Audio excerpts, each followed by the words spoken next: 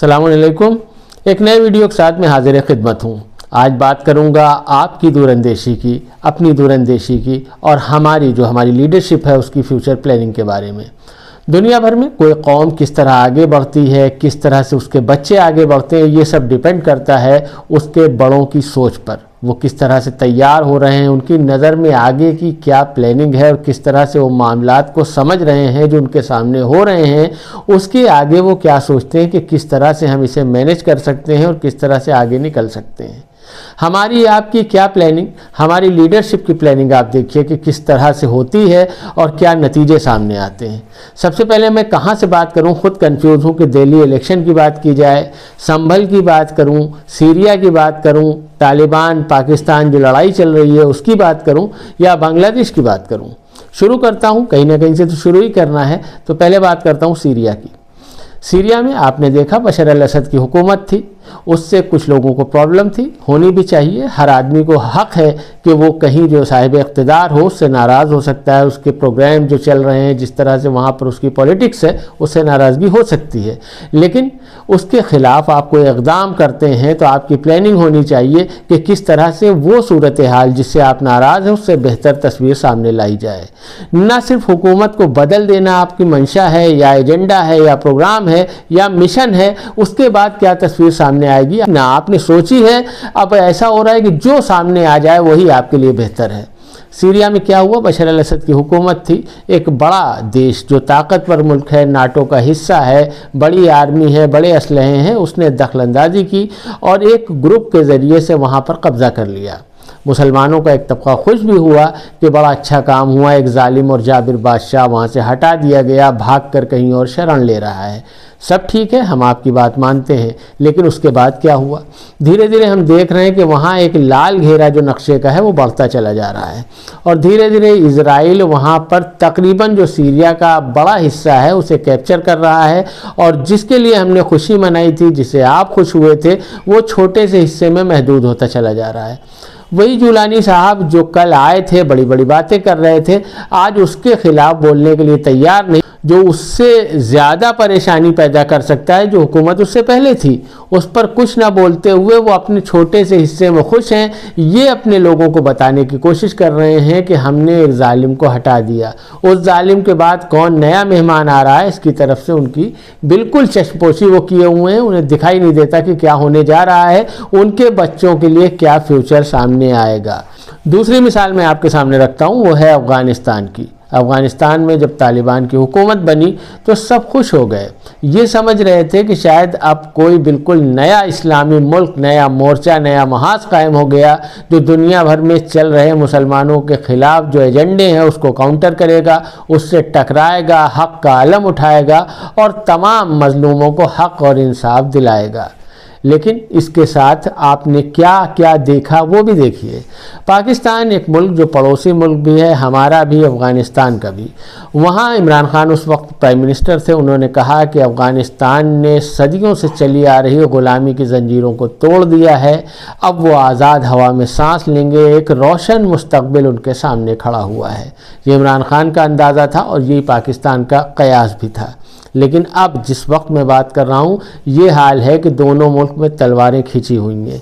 पाकिस्तान हवाई हमले कर रहा है अफ़गानिस्तान में, अफ़गानिस्तान भारत से मुज़ाकरात कर रहा, बातचीत कर रहा है। 8 जनवरी को एक मीटिंग हुई जो बहुत हाई लेवल की तो नहीं थी लेकिन दुबई में हुई, जिसमें भारत के विदेश सचिव शामिल थे और अफ़गानिस्तान यानी तालिबान सरकार के विदेश मंत्री शामिल थे। दोनों ने द्विपक्षीय यानी दोनों तरफ से बातचीत हुई, आर्थिक रूप से जो मामलात हैं उन पर भी बात हुई, जो सैन्य बातें होती हैं वो भी हुई और पाकिस्तान का जो वहाँ हमला चल रहा है उस पर भी बात हुई। तो ये वो देश हैं, मुसलमानों के लीडर्स वो हैं कि जिन्होंने कल बामियान में बौद्ध प्रतिमाएं तोड़ी थी, स्टेच्यूज़ तोड़े, जिस पर भारत सरकार बहुत नाला थी और होना भी चाहिए, एक हिस्टोरिकल चीज़ थी जिसे आपने तोड़ा था। लोग खुश थे या नाराज़ थे, मैं नहीं कह सकता कि मुसलमानों का क्या रवैया और रद्द-ए-अमल था इस मामले पर, लेकिन बहुत एक हिस्टोरिकल चीज़ें तोड़े जाने से लोग जो इंटेलेक्चुअल क्लास था वो नाराज़ भी था। लेकिन धीरे धीरे ये सूरत हाल आ गई कि तोड़ने वाले ना अपने स्टैंड पे कायम रह सके, ना उस पर खुश रहने वाले पाकिस्तान वाले खुश रह सके, और आज अफगानिस्तान भारत के साथ बात कर रहा है, दोस्ती के रास्ते में धीरे धीरे कदम बढ़ रहे हैं। अब ये स्टैंड कब तक कायम रहेगा हम कह नहीं सकते, लेकिन ये मुसलमानों की दूरअंदेशी की दूसरी मिसाल थी। तीसरी मिसाल आपके सामने रखना चाहता हूँ बांग्लादेश में। बांग्लादेश जो पाकिस्तान के साथ रह नहीं पा रहा था, उसे परेशानी थी, बंटवारा हुआ, भारत के दखल से हुआ, भारत की ताकत से हुआ और भारत की दूरअंदेशी से हुआ। भारत से बहुत उनकी दोस्ती रही, शेख हसीना के टाइम में तो बहुत अच्छे ताल्लुकात रहे। फिर वहाँ बगावत होती है, स्टूडेंट्स के नाम से एक तंजीम काम करती है और वो धीरे धीरे जो हुकूमत वहाँ पे बनी वो पाकिस्तान के करीब जाने लगती है, भारत के ख़िलाफ़ उसकी जो पॉलिसीज़ हैं वो उजागर होने लगती हैं। ये अब आप देखिए किस तरह से तस्वीर बन रही, जिससे ये नाराज़ थे आज उसकी तरफ झुक रहे हैं, जिससे खुश थे उससे ख़िलाफ़ हो गए हैं। ये तस्वीर कब तक बाकी रहेगी ये भी देखने वाली बात है। क्या कहाँ किया जा रहा है, उसकी क्या प्लानिंग है, आप खुद समझ सकते हैं कि किसी काम के पीछे न कोई योजना है, न कोई रणनीति है, न कोई कूटनीति है।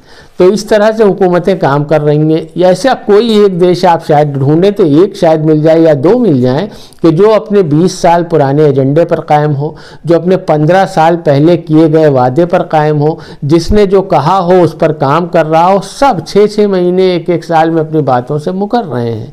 दिल्ली चुनाव आ गया, मुसलमानों के लिए कि फिर मौका है हिंदुस्तान में कि किसी एक शहर में ही सही अपनी ताकत का एहसास कराएं, अपने वोट से कुछ अपनी प्लानिंग को जाहिर करें। अब यहाँ पर यह है जो संघ आरएसएस का छोटा रिचार्ज जिन्हें कहा जाता है, अरविंद केजरीवाल पर 2 बार 3 बार भरोसा किया जा चुका है। इस बार फिर भारतीय जनता पार्टी को हराने के लिए लोगों को लग रहा है कि शायद अरविंद केजरीवाल ही एक ऐसा चेहरा है जो कुछ ताकत से चुनाव लड़ सकते हैं।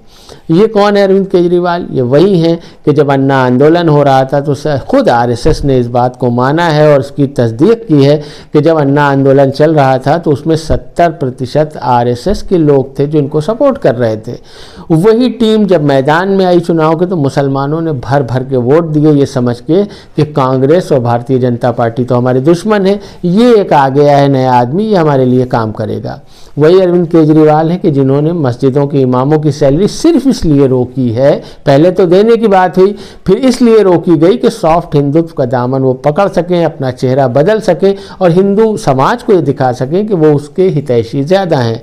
तमाम लोगों की सैलरी देने की बात आई है कि पुजारियों को सैलरी दी जाएगी, ग्रंथियों को सैलरी दी जाएगी, लेकिन जिन्हें दी जा रही थी उनकी रोक दी गई है, इसलिए कि लोग ये समझें, आम हिंदू ये समझे कि अरविंद केजरीवाल भी वही बात करते हैं जो भारतीय जनता पार्टी करती है।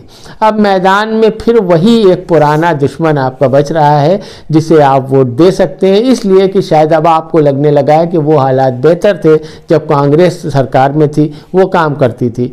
तो हमारी प्लानिंग क्या है कि वही जो ठुकराए हुए लोग हैं उन्हीं को वापस हम पकड़ने जा रहे हैं। यानी हमें लगता है कि कल जो हमारी प्लानिंग थी वो भी गलत थी, परसों जो हमारी प्लानिंग थी वो भी बेवकूफ़ाना थी। धीरे धीरे ये तस्वीर बन रही है। अब आप गौर करिए कि आगे हमारी प्लानिंग किस तरह से होती है। और आप अपने मोहल्ले में और अपने शहर में हम बात करते हैं कि हमारी कोई प्लानिंग नहीं है, हमारा कोई फ्यूचर का एजेंडा नहीं है। आप दुनिया भर में यही देख सकते हैं कि तमाम मुस्लिम मुल्क के पास न कोई एजेंडा है न कोई सोच है। हम क्या कह सकते हैं, हम तो बहुत छोटी सी आवाज़ है और न कारखाने में तूती की आवाज़ की हैसियत ही क्या है, लेकिन सोचने का मकाम है, मातम करने का वक्त है। कौमी पत्रिका का ये वीडियो कैसा लगा आप सब्सक्राइब भी करें, जी चाहे तो कमेंट भी करें अगर आपको कुछ इसमें इजाफा करने की ज़रूरत लगती हो तो। शुक्रिया।